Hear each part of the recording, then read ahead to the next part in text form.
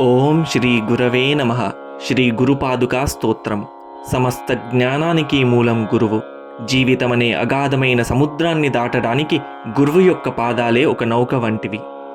మనలోని అహంకారాన్ని తొలగించి ఆత్మానందాన్ని ప్రసాదించే శక్తి ఆ గురువుగారి యొక్క పాదుకలకు ఉంది. మనం జాగ్రత్తగా గమనిస్తే ఇందులో ప్రతి శ్లోకం చివరన నమో నమః శ్రీ గురుపాదుకాభ్యాం అని ఉంది.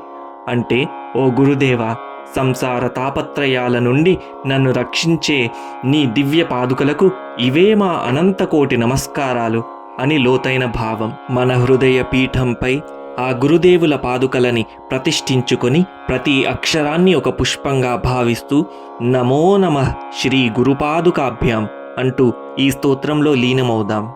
అనంత సంసార సముద్రతారా నౌకాయితాభ్యాం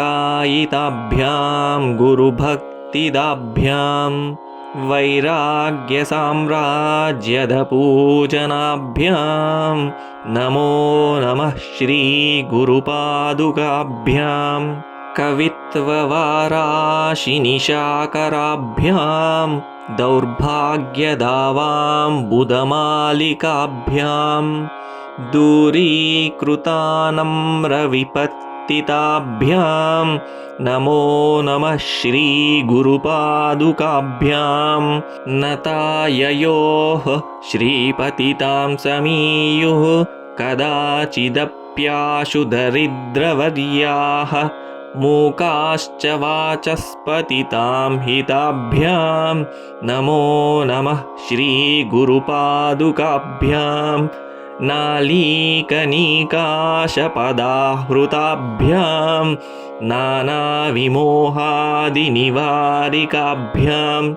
నమజ్జనాభీష్టతతిప్రదాభ్యాం నమో నమః శ్రీ గురుపాదుకాభ్యాం నృపాలిమౌలివ్రజరత్నకాంతి సరిద్విరాజజ్జశకన్యకాభ్యాం నృపత్వదాభ్యాం నతలోకపంక్తేః నమో నమః శ్రీ గురుపాదుకాభ్యాం పాపాంధకారార్కపరంపరాభ్యాం తాపత్రయాహీంద్రఖగేశ్వరాభ్యాం జాడ్యాబ్ధిసంశోషణవాడవాభ్యాం నమో నమః శ్రీ గురుపాదుకాభ్యాం శమాధిషట్కప్రదవైభవాభ్యాం సమాధిదానవ్రతదీక్షితాభ్యాం రమాధవాంఘ్రిస్థిరభక్తిదాభ్యాం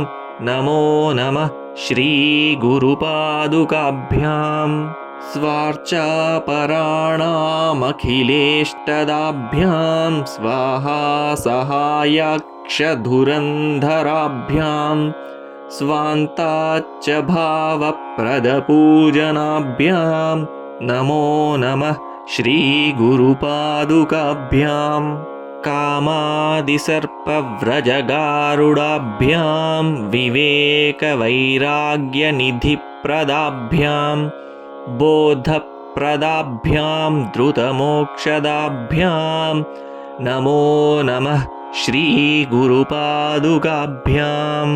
ఇతి శ్రీ గురుపాదుకా స్తోత్రం సంపూర్ణం.